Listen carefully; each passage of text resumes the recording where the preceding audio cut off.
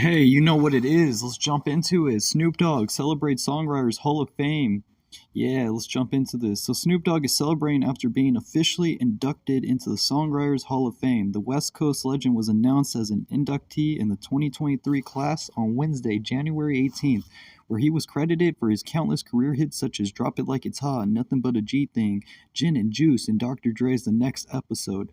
So, following the news, Snoop took to Instagram to share his excitement about the induction and being entered into the Songwriters Hall of Fame alongside Sade and Teddy Riley. Yeah, so damn, Songwriters Hall of Fame, that's big, he said in his video.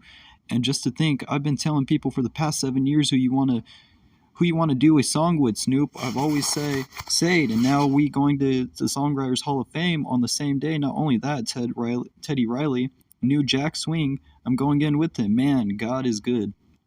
He continued, just a little kid from the east side of the Long Beach that had, some big dream. And it is true that dreams can come true. If it happened to me, it can happen to you. Keep dreaming, keep believing, keep being you. Keep God in your life. Do more right than wrong. Make your life a song. Thank you.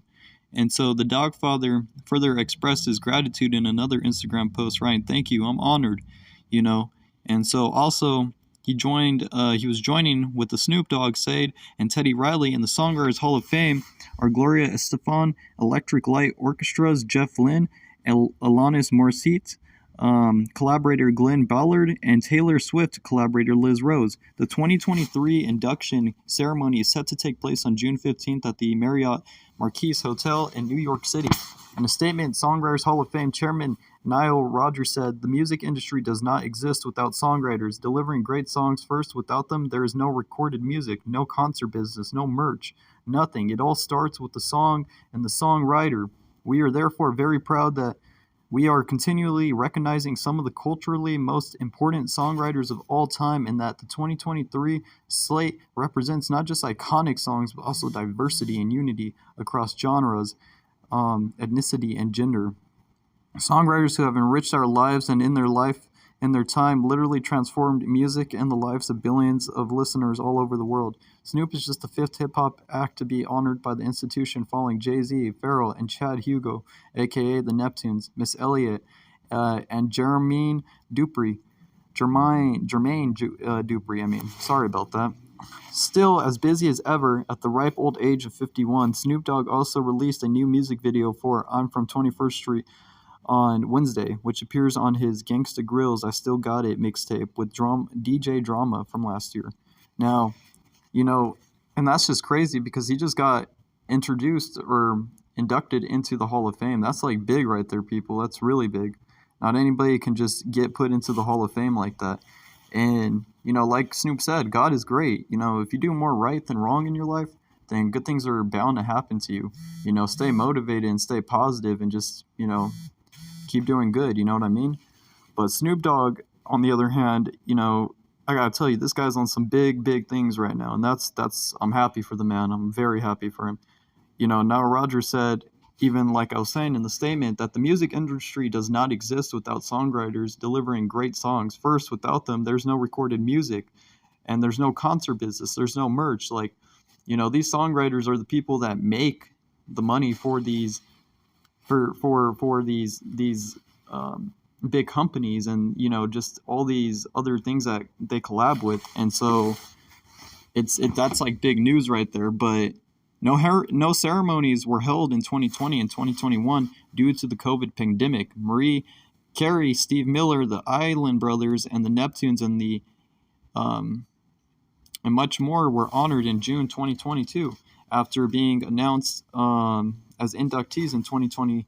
Now, meanwhile, Snoop Dogg has rescheduled his UK and Ireland arena tour for this year, kicking dates off in March. The rapper was supposed to tour last year, but canceled all non-US tour dates last May due to unforeseen scheduling conflicts, including family obligations and upcoming TV and film projects. All the tickets from his original tour dates, which were postponed multiple times due to the pandemic, remain valid. And that's another thing that people don't even know, that the tour tickets still remain valid after so long.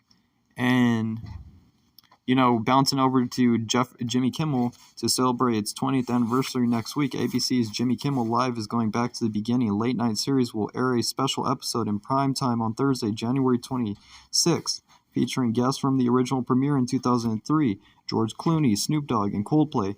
The special will air that night at 10 p.m. Eastern Time and then repeat again in the normal Jimmy Kimmel Live slot at 11:35 p.m. Now, that marks 20 years to the date that the show premiered on Sunday, January 26, 2003.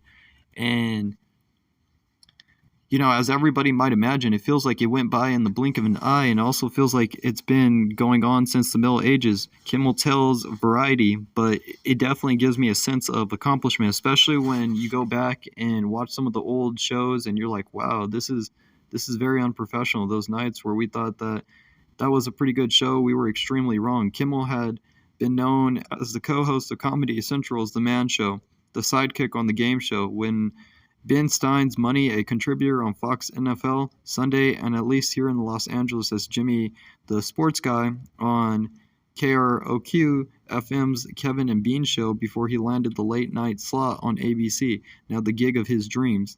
In those days, Jimmy Kimmel Live aired at 12:05 a.m. after Nightline and in the slot that had previously been held on the Alphabet Net by Politically Incorrect. The January 26th premiere date was chosen because ABC held the rights to Super Bowl and Tampa Bay Business Buccaneers versus the Oakland Raiders. The Alias episode, Phase 1, was the Let Out show on ABC that year, and it started late, 11:15 p.m. That means that Jimmy Kimmel Live show also started late that night.